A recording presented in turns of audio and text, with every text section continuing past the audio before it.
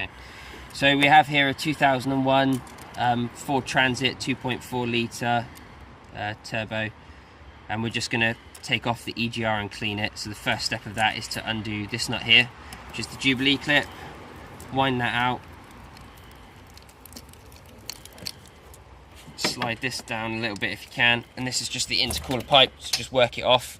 You might have to get a little bit violent with it, it's not a problem. Same with these clips here, press and pull, not the end of the world. And then on top there looks like two 8mm fasteners, one here, so there's one just here, and then there's one just here underneath this coolant hose. Now this coolant hose is connected here. Don't undo that, it's a bad idea. So we'll break these loose.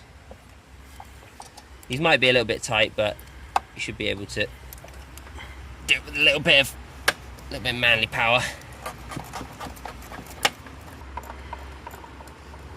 I think this might be disconnected on both sides, but obviously this can only pull so far in that direction. It's also connected on the back by two 10mm fasteners. So I'm going to leave those there for now. I might have to do a little bit more in a second, but for right now, I should be able to. Lefty loosey, that's right.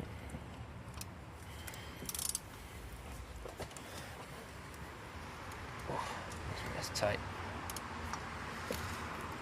Mind your hands when you don't clasp them in the fist, because you'll smack your knuckles on that side.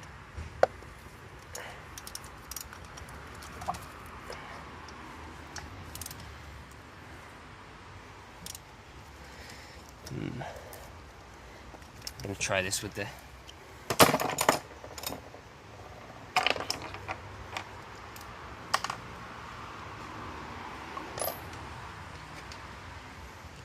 if it feels like it's not going to go, try something else, because you don't want to round off the bolt. That would be a very bad day. Especially considering its location. Yeah. These can be really tight.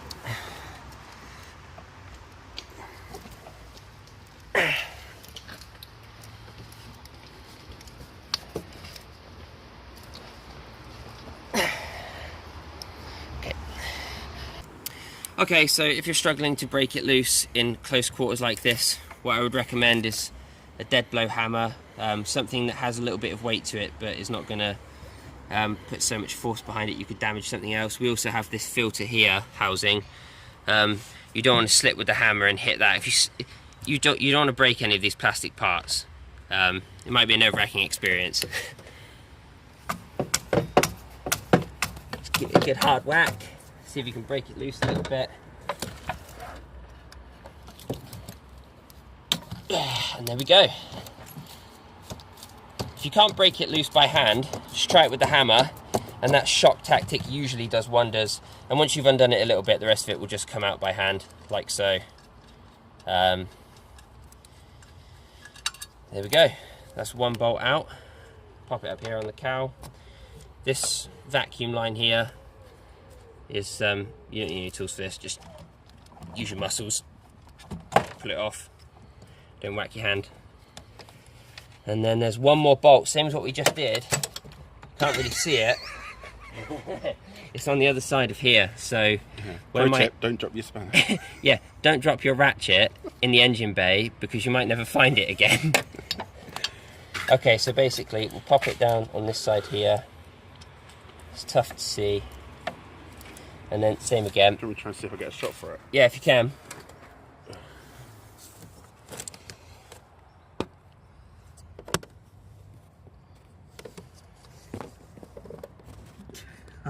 Yeah, it's really, really close quarters, so we can always try. Okay, and then just try and break that one loose as well. That's easier than the last. Yes, indeed. Right then, let's just unwind it a little bit more. Oh, they do look like the same size, so probably not that big a deal. Yeah, sometimes just pull down on it a little bit, and it just applies a little bit of pressure, so you can unwind these bolts here.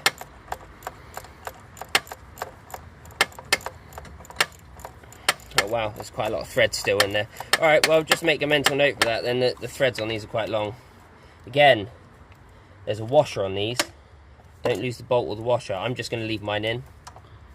There's no way you can confuse them then. Just make sure you don't turn the van upside down. Yeah, make sure that you don't turn the van upside down. Well, that's just a lesson for like ever. Never turn the van upside down. Unless you've already scrapped it and you want to have some fun. Yeah. In which case, why not? Yeah. Transit drifting. Well, stranger things exist. Especially with a high roof. Yeah.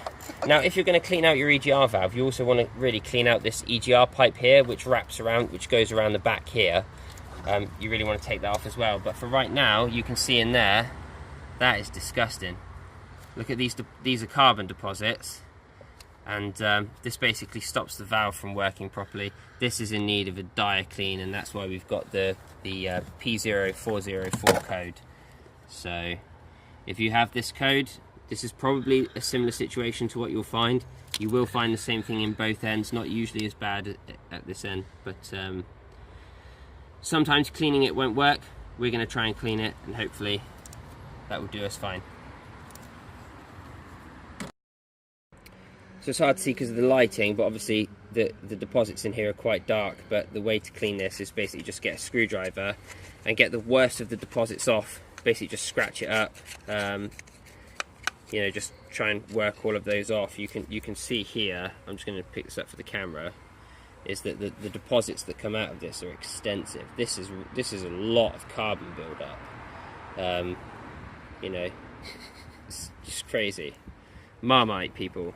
So basically just work it out. Once you've got most of it out, spray it through with a lot of brake clean and then clean it out with paper towels. It's as simple as that. It doesn't really take a great deal of brake. If you've got to this point and you're able to do that stuff in the engine bay, this will not be a problem for you.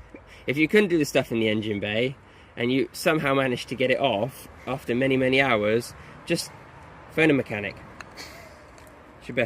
So once the EGR valve is clean, this isn't perfectly cleaned,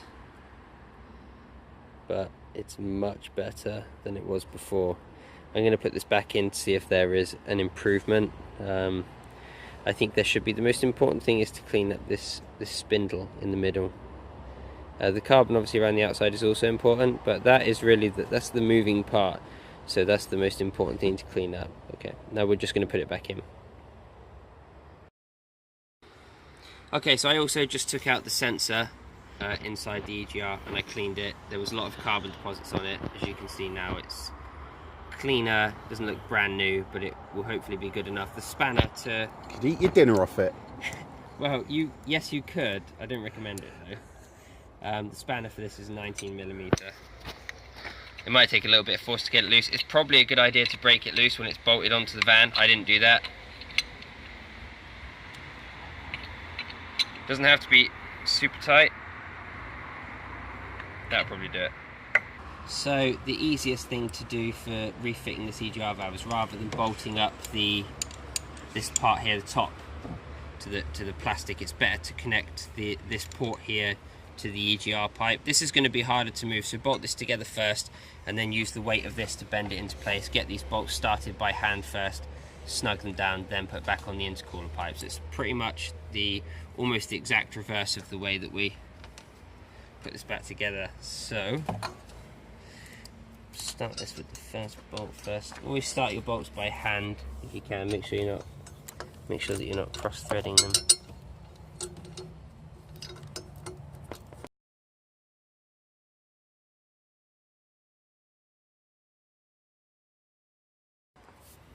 So when you're using small bolt, especially on like 1/4 inch tools, just wait until it starts to feel tight and then give it one good last tug.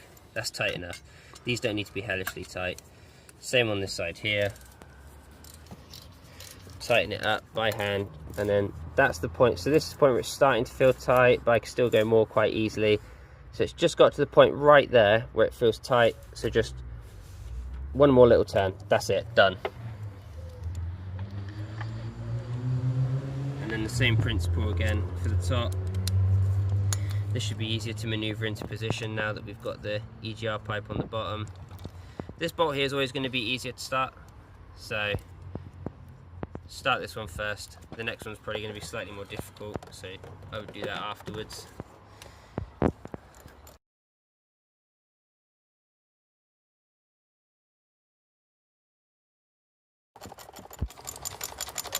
Don't tighten it all the way up just yet, because you want to make sure you've still got a little bit of movement so you can get the other bolt started.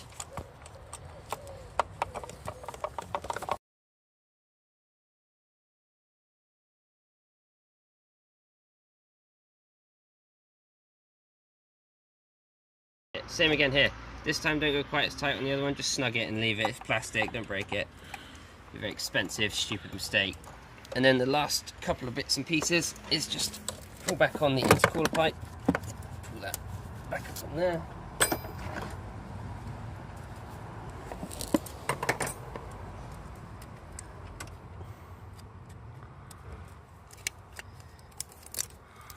Tighten that back up.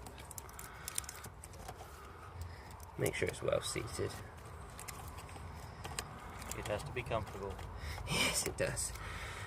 It has to be nice and tight as well. Okay, now what we have to do is push out these electrical connectors. So this one here goes onto here. Make sure it clicks. Same up here. Push it on. There we go. And then we should have a vacuum. What's that for? That should be on there, but it was not. Yay, fixing things. So we should have that vacuum pipe should be around here somewhere. Don't know what that's for. That probably wants to actually go into here like that, I should think. I think that's probably what that's for. So where did this go? Okay, there we go. And then just make sure that you put the vacuum hose back on and you just poke it on, give it some welly. Job done. All the electrical connectors done. 2 bolts on the front, 2 bolts on the back. You've done up this Jubilee clip here. Both electrical connectors back in. You've snugged up the bolt for the sensor here. Sorted. Piece and pass. So the EGR valve fault was on the power control module, powertrain control module setting on this vehicle. So we know we have some other faults to do, some wiring which we need to find, but for right now it looks like the EGR is fixed. So sorted.